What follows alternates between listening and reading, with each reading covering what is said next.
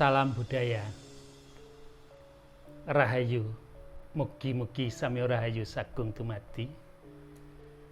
Pemirsa YouTube yang berbahagia, kali ini aku akan bagi informasi andum-andum kaweruh. Mudah-mudahan bagi-bagi informasi nanti akan bermanfaat bagi panjenengan, bagi kulo tentang masalah penangkal gendam. Pengertian gendam di sini kadang-kadang ada yang di pasar, di mall, di swalayan. Seorang ibu-ibu biasanya ketrek-ketrek baru tahu kalau perhiasannya dipreteli, uangnya dikuras dengan penggendam. Biasanya penggendam itu awal mulanya itu mengamati orang-orang yang pikirannya kosong, suwung, yang artinya energinya rendah. Karena ada sebuah masalah entah dari keluarga, entah dari pacar, entah dari pekerjaan, sehingga dia di dalam swalayan atau di supermarket tubuhnya, tapi pikirannya kadang-kadang di kantor atau di tempat lain. Sehingga si penggendam amat sangat tahu. Begitu tahu sasaran itu empuk, dia datang dihampiri. Biasanya ditepuk pundaknya. Halo, udah lama nggak ketemu. Sekarang udah gemuk. Kerja di mana? Sekarang tinggal di mana? Itu pertanyaan bercencar, terus tanya, sehingga korban itu tidak sempat untuk membantah atau menjawab. Tapi seandainya kita mengalami hal demikian, kita cepat-cepat balik menepuk pada si penggendam. Maaf, Anda kenal aku di mana?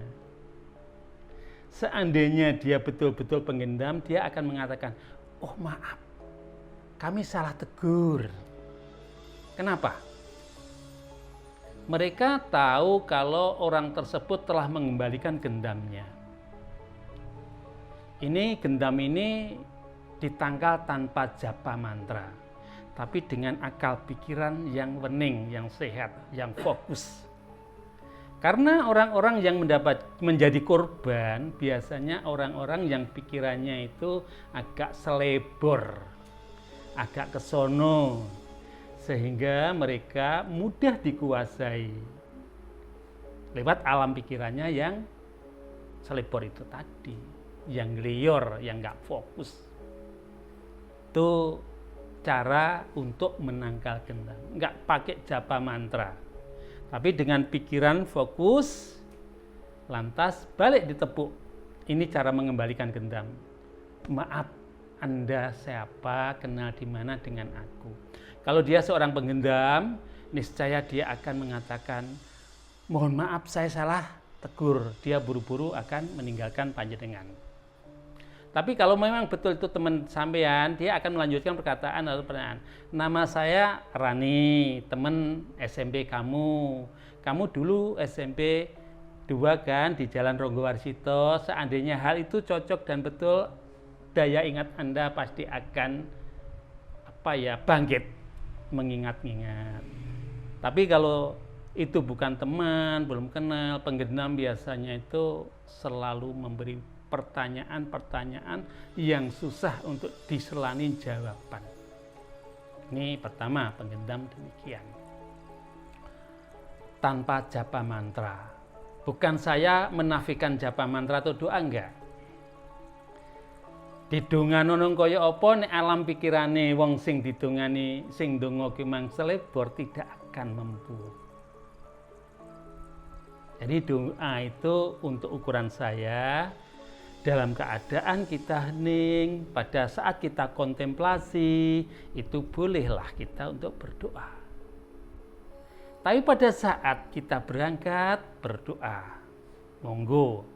Tapi dalam suasana keadaan mendesak, pikiran yang menjadi standar, pikiran yang menjadi sebuah tumpuan. Pikiran ini kudu wening.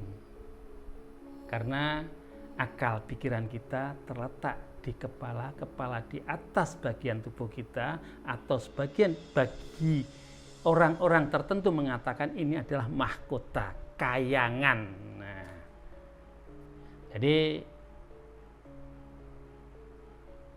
di akal pikiran kita inilah sebagai jenderalnya. Ini ngomong tentang masalah gendam. Pertama. Kedua, seandainya panjenengan ketemu orang yang kebal bacok, mungkin orang yang agak sedikit berlaku sok jagoan, punya apa lek ngarani wong duweni gembolan gitu, punya aji-aji, Anda cukup tenang. Menghadapi orang semacam itu jangan gugup.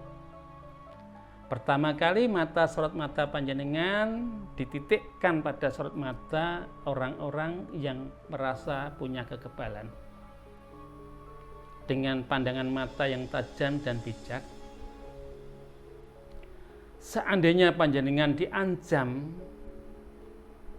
akan mengancam sebuah keselamatan panjenengan cukup mencari sesuatu di samping panjenengan, entah itu ranting pohon, atau mungkin ada sepotong besi kecil, katakanlah seperti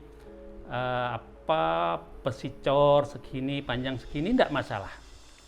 Itu hanya sebagai sarana. Tapi kalau nggak ada sama sekali, cukup jari panjenengan.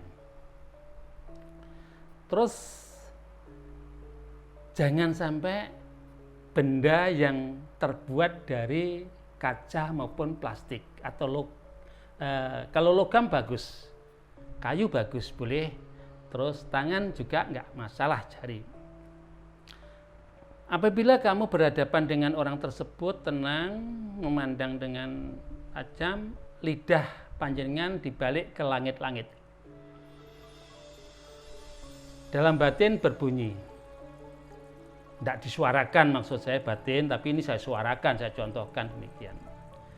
Anda cukup mengucap, kaki among nyai among kakang kawah adi ari-ari kang momong jabang bayiku tak sambat panguasamu aku ngadepi reregeting jagat.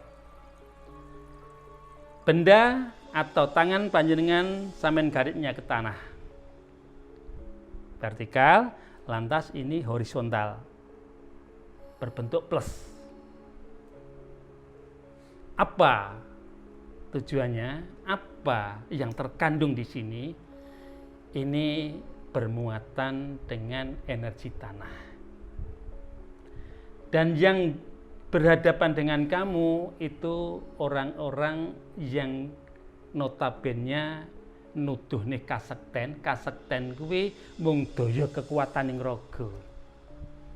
Apabila energinya dia ditemukan dengan energi yang panjenengan tarik tadi dan kamu hening mengatakan kaki among nyai among kakang kawah adi ari-ari kang momong jabang bayiku tak sambat panguasamu ewang-ewang ono aku nglebur to ngadepi leledeging jagat. Utawa Durjana utawa wong kang deksya. Yang terakhir hal-hal yang bersifat tabiat orang itu yang jelek. Kalau hal itu kamu lakukan, kalau dia benar-benar punya kesaktian yang notabene sebuah kekuatan fisik, dia pasti akan mundur teratur. Karena apa? Energi alam yang kamu ambil ini amat sangat tinggi dibandingkan energi yang dibawa orang-orang yang kebal itu. Tapi dengan catatan tenang. Sesuatu ketenangan akan membawa sebuah kemenangan. Tapi jangan sampai di hati kamu terbersit rasa benci. Penuh rasa welas asih untuk nuntun dia ke arah yang baik dan benar. Ini yang kedua tentang menghadapi orang-orang yang kebal bacok, sok mintang-mintang, sok jagoan kelas kampung atau preman pasar katakanlah. Tenang. Yang ketiga, seandainya panjenengan mengetahui keluarga atau panjenengan sendiri yang berkenaan tentang hal ini, kena santet, tenung, teluh, dan sebagainya. Santet, tenung, teluh itu melewati dengan gelombang magnet. Pikiran si penenung atau tukang santet yang penyantet itu pikirannya fokus kepada panjenengan dilewatkan sebuah gelombang magnet. Kalau Anda berpikiran itu fokus dengan sesuatu hal yang baik tanpa memikirkan hal-hal yang jelek, jenis santet itu tidak akan mempan. Maka senjata kita berpijakan dengan pikiran yang baik dan benar, yang fokus. Berusaha untuk melakukan satu meditasi, berusaha hening, walaupun tidak lama hening, agar vibrasi kita pada level yang tinggi. Apabila vibrasi kita levelnya tingkat tinggi, otomatis energi alam akan mendukung. Kekuatan alam itu akan selalu meliputi pada diri panjenengan. Sesuatu hal yang buruk tidak akan masuk. Terkecuali panjenengan, terkecuali orang-orang tersebut itu pernah melakukan sebuah kesalahan. Itu namanya ngunduh woing penggawe. Tapi kalau kita benar-benar nggak pernah salah, ada yang orang menyalahi, yakin saya meyakini teluh, santet, tenung tidak akan masuk. Karena apa? Orang tersebut tidak ada sesuatu celah untuk masuknya sebuah tenung. Celahnya tenung itu adalah sebuah kesalahan, sebuah kelalaian. Wong lali ku dalane ngapes. Orang lalai itu adalah sebuah pintunya kecelakaan. Makanya kita harus eling, harus waspada, eling marang raganing dhewe karo sing momong, eling marang pangeran, eling marang kabecikan, eling marang sekabeng sedulur-sedulur kang kudu padha ditresnani. Di sini mungkin tentang santet, tentang gendam, tentang orang sok kebal, itu dihadapi dengan alam pikiran yang tenang, dengan hati yang lapang, dengan pandangan yang penuh kasih sayang tapi sorot tajam. Ini yang aku kasih informasi datang panjenengan. Menangkal kejahatan tidak dengan japa mantra, tapi dengan akal pikiran sehat, akal pikiran bening yang dititik beratkan, becik budi pakarti, luhuring budi, becik pakarti, weninge rasa jati. Niscaya kita menjadi santri, memiliki 3 kebagusan.